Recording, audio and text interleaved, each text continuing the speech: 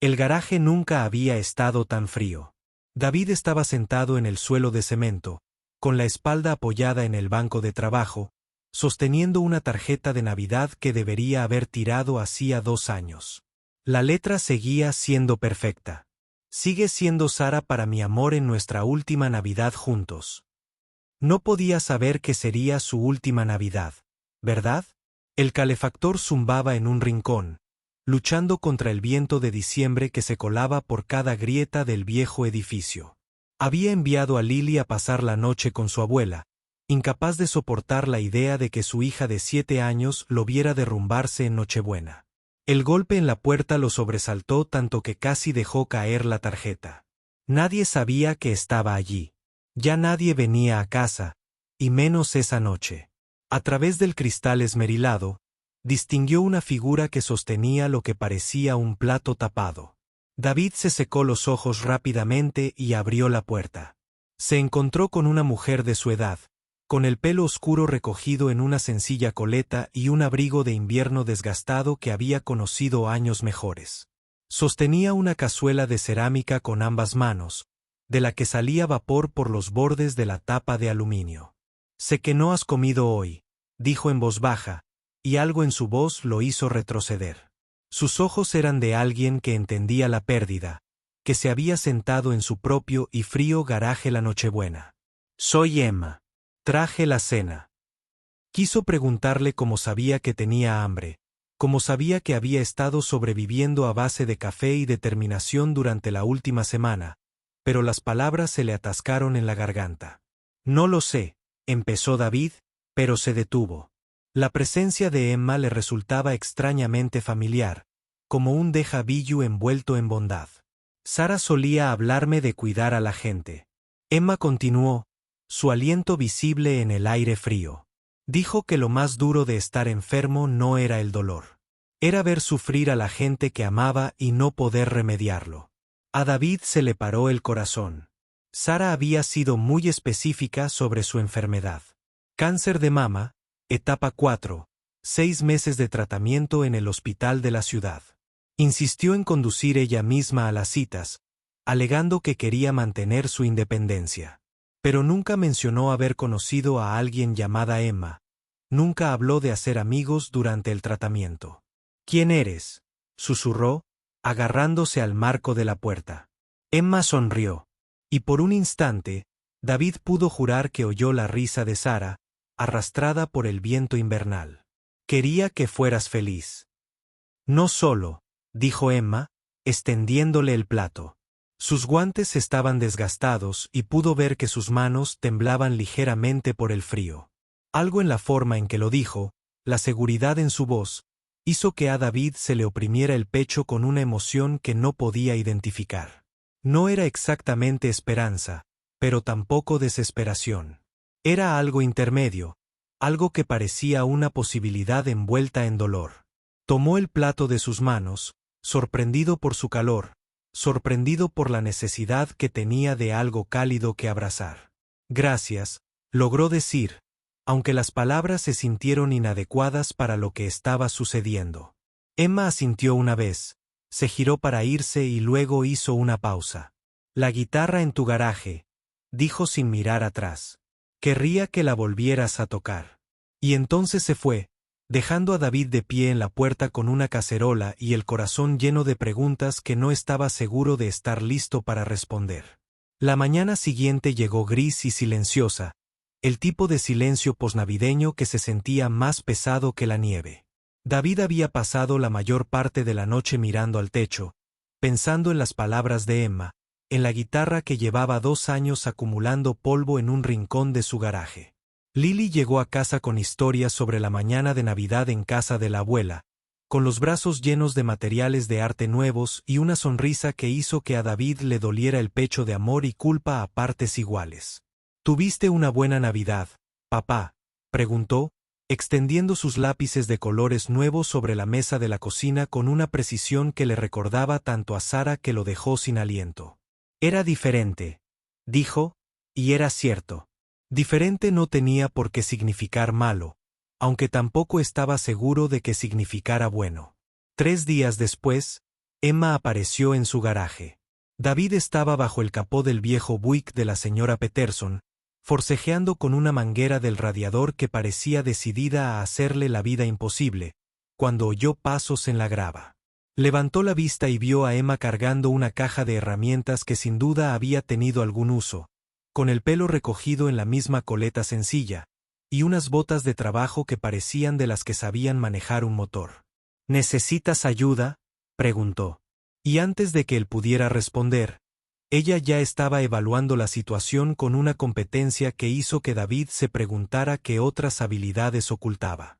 Trabajaba en un cómodo silencio, entregándole herramientas antes de que él las pidiera, sujetando las piezas con firmeza mientras él hacía ajustes. Sus manos eran firmes y seguras, y David se sorprendió observando cómo se movía por el taller. Como si perteneciera allí. «Sabes de motores», dijo. Más una afirmación que una pregunta. Emma se encogió de hombros, apretando un tornillo con la facilidad de la práctica. «Mi padre tenía un taller cuando yo era pequeña. Pasaba más tiempo aquí que en casa». Señaló vagamente el caos organizado del espacio de trabajo de David. «Esto se siente como en casa». Había algo melancólico en su voz, algo que sugería que el hogar era un concepto complicado para ella últimamente. David quería preguntar más, pero Emma tenía una forma de desviar las preguntas personales con la misma eficiencia que ponía al arreglar coches. En cambio, preparó café en la cafetera que él guardaba en un estante cerca del banco de trabajo, midiendo los pozos con la precisión que denotaba una larga costumbre. «Sara solía hacer café así», dijo David sin pensar, y luego se arrepintió de haberla mencionado. Emma hizo una pausa.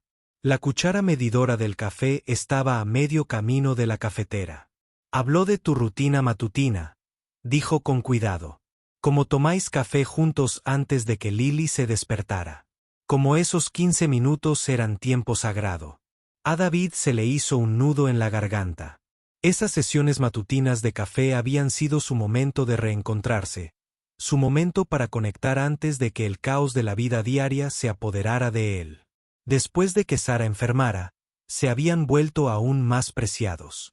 Momentos robados de normalidad entre citas médicas y tratamientos. «No sabía que hablaba de nosotros», dijo David. Y la expresión de Emma se suavizó con algo que podría haber sido comprensivo. «Estaba orgullosa de ti», dijo Emma simplemente. «Orgullosa del padre que eras, del esposo que eras». Le preocupaba dejarlos a ambos, pero nunca le preocupó su carácter.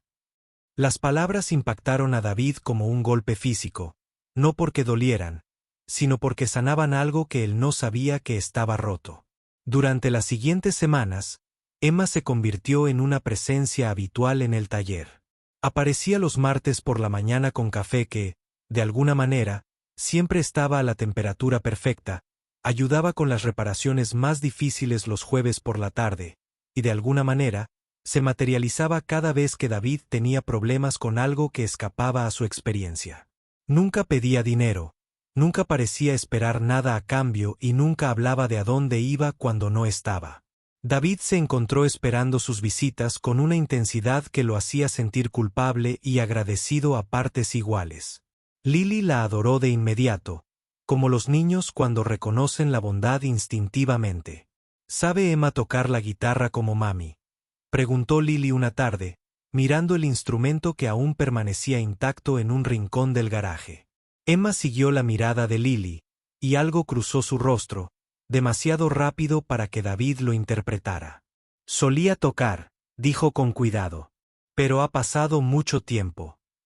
Lily, con la brutal honestidad de la infancia, se acercó a la guitarra y pasó sus deditos por las cuerdas, produciendo un sonido discordante que hizo enfadar a David. «Papá cantaba muy bien», le anunció Lily a Emma con un orgullo que le dolió el corazón a David. «Pero ahora solo canta en el baño». La risa de Emma era genuina, el primer sonido completamente desprevenido que David le oía. «Los baños tienen la mejor acústica», le dijo solemnemente a Lily. «Está científicamente comprobado».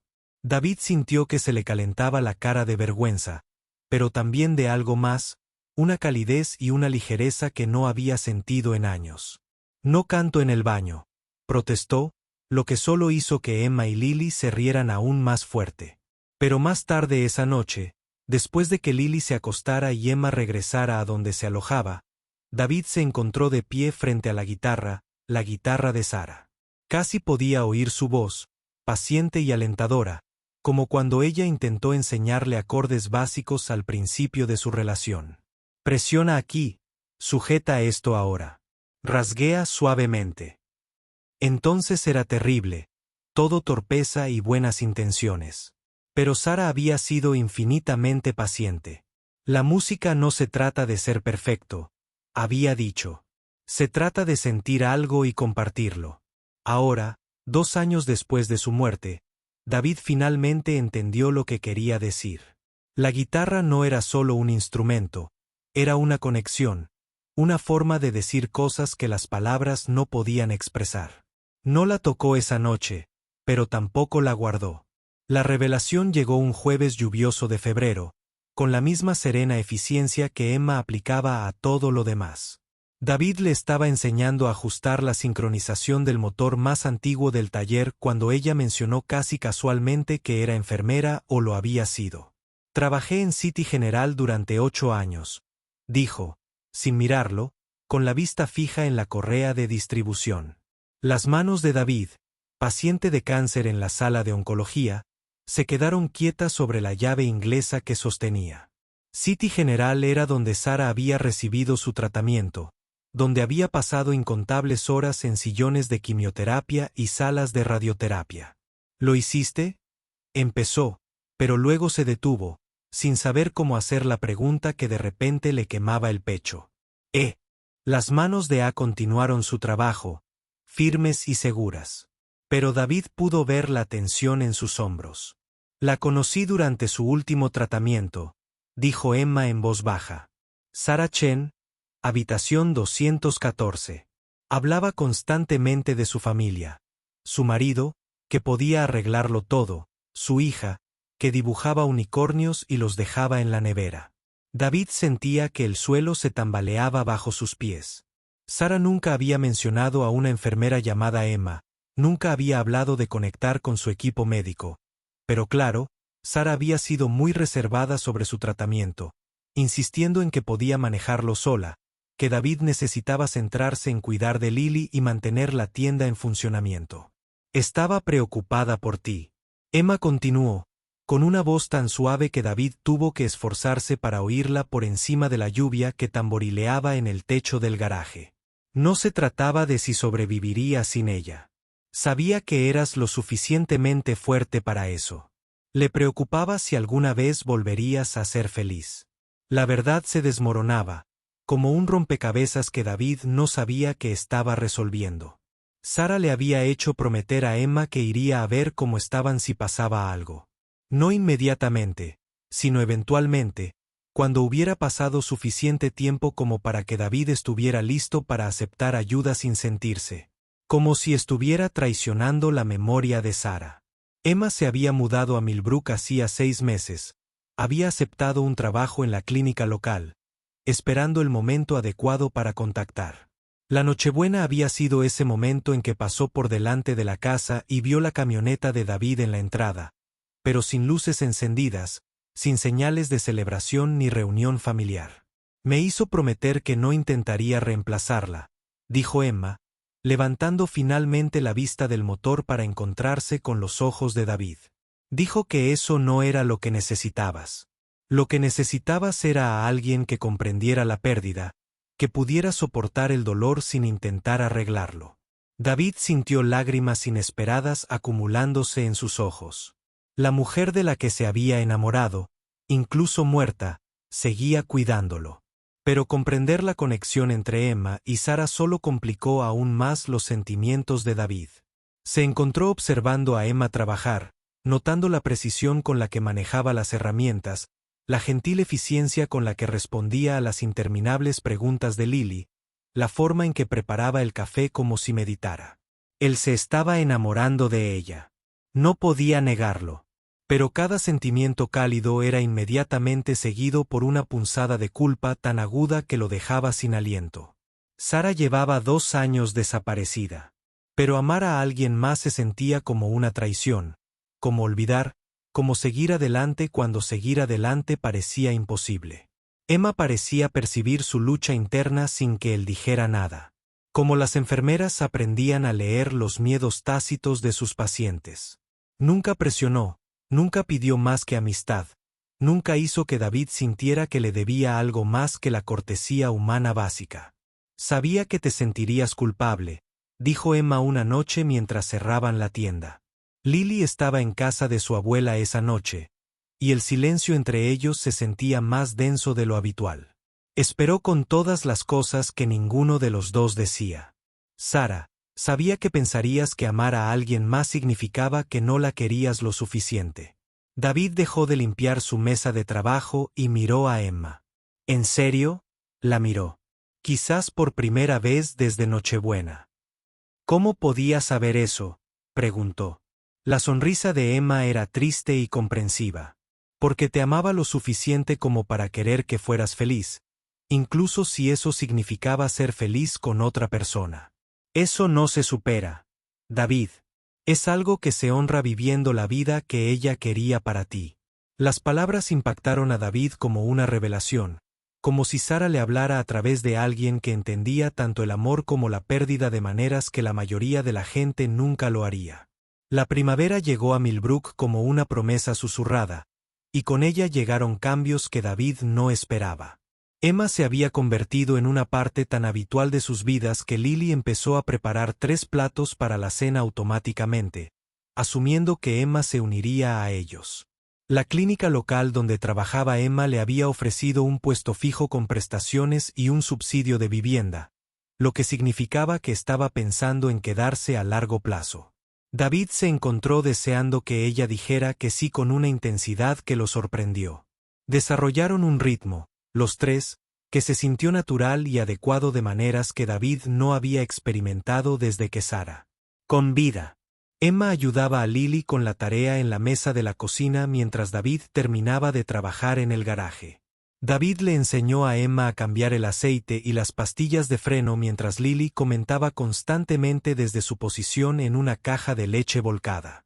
Pero su obra, cuidadosamente construida, se hizo añicos una mañana de martes de abril cuando un sedán negro entró en la entrada del garaje y salió el Dr. Matthews. David lo reconoció inmediatamente por las fotos en el sitio web del ayuntamiento. Jefe de oncología, el hombre que había supervisado el tratamiento de Sara, el médico que les comunicó que no podían hacer nada más. Era más joven que David lo había esperado, probablemente de unos 50 años, con la profesionalidad impecable que le daban años de dar malas noticias a familias desesperadas. Señor Chen, dijo el Dr. Matthew, extendiendo una mano que David no quería estrechar. Busco a Emma Rodríguez. Creo que la conoce. La formalidad con la que pronunció el nombre de Emma le provocó un escalofrío en el estómago. Esta no era una visita social.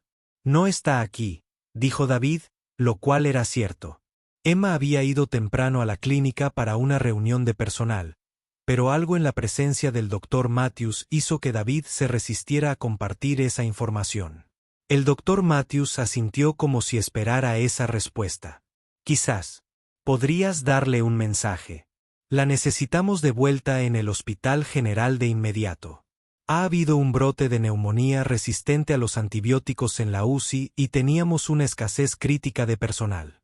Emma es una de las enfermeras de oncología más capacitadas con las que he trabajado, y francamente, no podemos permitirnos que desperdicie su talento en una clínica de un pequeño pueblo cuando podría estar salvando vidas que realmente importan.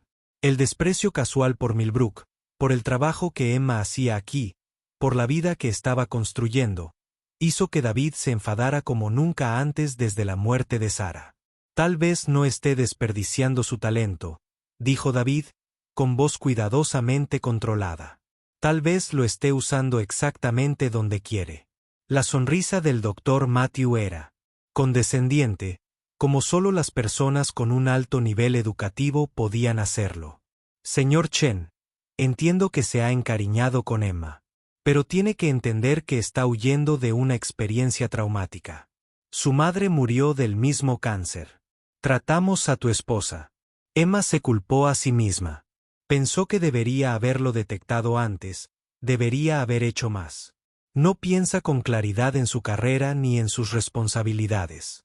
Cada palabra era como un golpe físico. La madre de Emma, el cáncer, la misma enfermedad que se llevó a Sara. David sintió que las piezas de un rompecabezas encajaban. La comprensión lo inundaba como agua fría. Emma no solo había sido la enfermera de Sara. Había estado librando la misma batalla que David, lamentando la misma pérdida, cargando con la misma culpa.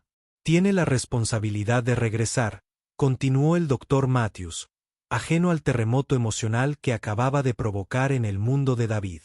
Muere gente que no tiene por qué morir. Emma podría marcar la diferencia. Una diferencia real, no esto, sea lo que sea que esté haciendo aquí. Señaló con desdén el garaje, la vida en un pequeño pueblo que Emma había estado construyendo. Todo lo que David había empezado a esperar que se volviera permanente. Estaré en el Millbrook Inn hasta mañana por la mañana.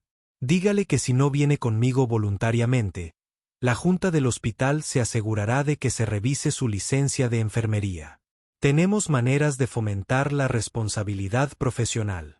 La amenaza se pronunció con la misma calma y profesionalismo que probablemente usó el doctor Matthews para hablar sobre las opciones de tratamiento, pero David la entendió como lo que era.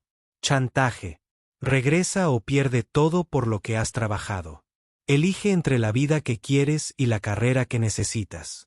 Después de que el doctor Matthews se fuera, David se sentó en su garaje un buen rato, mirando la guitarra de Sara e intentando procesar lo que había aprendido.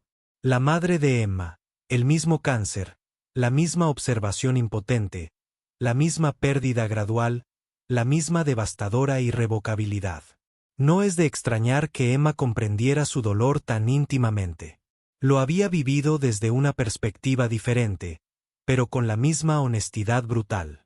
Había sido la enfermera de Sara, pero también había sido la hija de alguien, viendo morir a su madre, a pesar de toda su formación médica, toda su experiencia profesional, todo su amor desesperado. Y ahora estaba obligada a elegir entre quedarse en Millbrook con él y Lily o regresar para salvar vidas que realmente tenía el poder de salvar. La decisión ni siquiera debería ser una pregunta. David sabía que la gente estaba muriendo. Emma podía ayudarlos. ¿Qué derecho tenía él a querer que se quedara? Cuando Emma llegó al taller esa tarde, David vio de inmediato que ya había tenido noticias del doctor Matthews. Su rostro estaba pálido. Su habitual postura segura había sido reemplazada por algo más pequeño, más inseguro. Vino a verte, dijo, sin ser realmente una pregunta. David asintió, desconfiando de su voz. Permanecieron en silencio durante varios minutos, el peso de las palabras no pronunciadas llenando el espacio entre ellos como humo. Finalmente, Emma habló, su voz apenas por encima de un susurro. La gente está muriendo, David. Yo podría ayudarlos. Tengo habilidades, experiencia y conocimientos que podrían salvar vidas. ¿Cómo puedo elegir quedarme aquí cuando la gente está muriendo? David quiso decirle que su felicidad también importaba, que la vida que habían estado construyendo juntos importaba, que el amor valía algo en la ecuación. Pero no podía porque el doctor Matthews tenía razón. Emma podía marcar la diferencia. Y David la amaba demasiado como para ser la razón por la que ella no lo hiciera. Tienes que irte, dijo David, y las palabras le desgarraron el pecho al pronunciarlas. Sabes que tienes que irte. Los ojos de Emma se llenaron de té. Se esforzaba por no soltarlo. No quiero irme, dijo. Por primera vez desde que murió mi madre, no me despierto cada mañana deseando ser otra persona, estar en otro lugar. No quiero perder esto. Señaló el garaje, pero David sabía que se refería a algo más que al espacio físico. Se refería a la risa de Lily, a su ritual matutino de café, a cómo habían aprendido a vivir juntos sin intentar arreglar sus defectos. No quiero perderte, añadió en voz tan baja que David casi no lo notó. Pero, querer algo y poder tenerlo eran dos cosas distintas, y ambos lo sabían. Esa noche, Emma metió sus pertenencias en el mismo cochecito que había llegado a sus vidas 4 meses antes. David la ayudó a cargar cajas, con movimientos mecánicos, con el corazón en otro lugar. Lily lloró cuando Emma se despidió, aferrándose a ella con la feroz desesperación de una niña que ya había perdido a una persona importante y no soportaba perder a otra. ¿Volverás?, preguntó Lily, con el rostro surcado de lágrimas. Emma se arrodilló a la altura de Lily, apartándole el pelo de la cara con dedos suaves. No lo sé, cariño. Eso espero, pero no puedo prometerlo. Era el tipo de respuesta honesta que los adultos solían evitar dar a los niños, pero Emma nunca había tratado a Lily como si fuera demasiado pequeña para comprender verdades difíciles. David apreciaba eso de ella, incluso cuando le rompía el corazón. Después de que Emma se fuera, David y Lily se sentaron en la cocina a cenar cereal porque ninguno de los dos tenía energía para cocinar. La casa se sentía enorme y vacía, como justo después de la muerte de Sarah, pero de alguna manera peor porque esta pérdida se sentía como una elección en lugar del destino. ¿Estás triste, papá?, preguntó Lily, revolviendo el cereal hasta formar formas pastosas. Sí, pequeña, dijo David. Estoy bastante triste. Lily asintió solemnemente. Yo también. Pero mamá siempre decía que los sentimientos de tristeza no duran para siempre. David abrazó a su hija, maravillándose de su resiliencia, de su capacidad para albergar la esperanza y el dolor en el mismo pequeño corazón. 2 semanas después, el mundo de David cambió de nuevo, esta vez sin previo aviso. Estaba trabajando hasta tarde en el garaje, perdiéndose en el ritmo familiar de problemas mecánicos con soluciones claras. Cuando sonó su teléfono. El número era local, pero David no lo reconoció. Señor Chen, la voz era profesional, pero cálida. Definitivamente personal médico. Soy la doctora Lisa Park del Millbrook General. Llamo por Emma Rodríguez. Ha estado preguntando por usted. A David se le paró el corazón. ¿Está bien? ¿Qué pasó? La voz de la doctora Park se mantuvo tranquila, experta en dar noticias preocupantes sin causar pánico. Tuvo un accidente de coche esta tarde. Nada grave, pero tiene una conmoción cerebral y algunas costillas rotas. Está estable, pero ha estado preguntando por ti y por Lily desde que despertó. Creo que deberían venir. David se movía antes de que la doctora Park terminara de hablar, agarrando sus llaves, su chaqueta, llamando a la abuela de Lily para que viniera con ella. El viaje al hospital duró 15 minutos que parecieron horas. La mente de David repasaba posibilidades, miedos y arrepentimientos. ¿Y si algo le hubiera pasado a Emma antes de que pudiera decírselo? ¿Cómo se sentía realmente? ¿Y si ella hubiera regresado a Millbrook para despedirse y hubiera resultado herida por ello? ¿Y si él hubiera estado tan concentrado en hacer lo correcto que se hubiera olvidado de considerar que los haría felices a ambos? El hospital olía a desinfectante y café. Una sensación familiar que le traía demasiados recuerdos del tratamiento de Sarah. Pero cuando David encontró la habitación de Emma y la vio sentada en la cama, discutiendo con una enfermera sobre si necesitaba pasar la noche, sintió un alivio tan profundo que tuvo que agarrarse al marco de la puerta para apoyarse. Se supone que deberías estar en la ciudad, dijo, entrando en la habitación. Emma lo miró con ojos claros y brillantes a pesar del vendaje en la frente. Lo estaba, dijo simplemente. Pero no pude quedarme. El brote, iniciaba David, pero Emma ya negaba con la cabeza. Está bajo control. Trajeron enfermeras de otros 3 hospitales. Resulta que en realidad no me necesitaban específicamente. Necesitaban cuerpos cálidos con las credenciales adecuadas. Cualquier enfermera con experiencia podría haber hecho lo que yo hice. Había algo diferente en la voz de Emma. Algo que David nunca había oído antes. Certeza. Decisión. Pasé 2 semanas en ese hospital. David, trabajando turnos de 18 horas, durmiendo en salas de guardia, comiendo comida de máquinas expendedoras. ¿Y sabes en qué pensaba cada día? Café en tu garaje, los chistes malos de Lily, la forma en que tarareas mientras trabajas cuando crees que nadie te escucha. Pensé en casa. La palabra flotaba en el aire entre ellos, cargada de posibilidad, esperanza y miedo, todo entrelazado. El doctor Matthew dijo que la gente estaba muriendo, dijo David débilmente. La sonrisa de Emma era triste pero decidida. La gente siempre está muriendo, David. En los hospitales de las grandes ciudades y en las clínicas de los pueblos pequeños, no puedo salvar a todos. Pero puedo elegir dónde quiero salvar a la gente que puede salvar. Y quiero hacerlo aquí contigo, con Lily, con una comunidad que se sienta como una familia en lugar de solo colegas. La conversación que tuvieron esa noche, sentados en la habitación de Emma mientras esperaba el alta, fue la conversación más sincera que David había tenido con nadie, excepto con Sara. Hablaron de culpa y obligación, de amor y pérdida, de la diferencia entre huir de algo y correr hacia otra cosa. Emma le contó sobre la muerte de su madre, sobre la impotencia que sintió como profesional médica al no poder salvar a la persona que más le importaba. David le contó sobre la culpa que había cargado desde la muerte de Sara. El sentimiento de que debería haber hecho más, de haber notado los síntomas antes, de haber sido un mejor esposo en el tiempo que les quedaba. No podemos salvar a las personas que amamos de la muerte, dijo Emma, encontrando su mano con la de él en la oscuridad de la habitación. Pero podemos elegir vivir de verdad con las personas que aún están aquí. No fue exactamente una declaración de amor, sino algo más profundo, un compromiso con las posibilidades, con construir algo juntos que honrara sus pérdidas sin ser definido por ellas. 6 meses después, David se despertó con el sonido de una guitarra que provenía de la sala.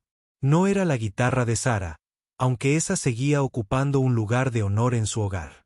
Emma había comprado la suya, un instrumento más pequeño con un sonido más cálido, y le había estado enseñando a Lily acordes básicos las mañanas de los fines de semana. David se quedó en la cama unos minutos, escuchando la voz paciente de Emma guiando a Lily a través de una canción sencilla, oyendo la concentración de su hija en la forma cuidadosa en que rasgueaba cada acorde. Así sonaba la felicidad, comprendió David. No la alegría abrumadora que había sentido al principio con Sara, sino algo más tranquilo, más sostenible, una satisfacción construida sobre la pérdida compartida y el amor elegido. Sobre la decisión de crear algo nuevo en lugar de intentar recrear algo que ya no existía. Cuando por fin se levantó y se dirigió a la sala, encontró a Emma y Lily sentadas con las piernas cruzadas en el suelo, con la guitarra entre ellas, y la luz de la mañana se filtraba por las ventanas que Emma había decorado con alegres cortinas amarillas. «Papá», gritó Lily al verlo. «Escucha esto». Tocó algunos compases de una canción que David reconoció como una de las favoritas de Sara, moviendo sus deditos con creciente confianza por las cuerdas. Emma captó la mirada de David por encima de la de Lily, y la mirada que intercambiaron estaba llena de comprensión. No se trataba de reemplazar a Sara ni de olvidarla. Se trataba de conservar su recuerdo de maneras que trajeran alegría en lugar de solo tristeza. «Qué bonito, chaval», dijo David, acomodándose en el sofá para escuchar. Emma reanudó la lección con voz suave y alentadora, y David se encontró tarareando, añadiendo armonía como Sara le había enseñado años atrás. Lily levantó la vista con deleite. «Parecemos una familia de verdad», dijo, con la inocente sabiduría que a veces poseen los niños. David y Emma intercambiaron otra mirada, y esta vez David vio su propia esperanza reflejada en sus ojos. La guitarra se había convertido en su símbolo, se dio cuenta. No la guitarra de Sara, que permanecía intacta, un monumento a un amor que había sido completo, hermoso y finito, sino la guitarra de Emma, que representaba un amor que seguía creciendo, que seguía aprendiendo su propio ritmo, que seguía descubriendo cómo armonizar dos melodías muy diferentes. Nunca habían hablado de matrimonio, de la eternidad ni de ninguno de los marcadores tradicionales que la gente usa para definir relaciones comprometidas. En cambio, habían construido algo más tranquilo, pero no menos permanente.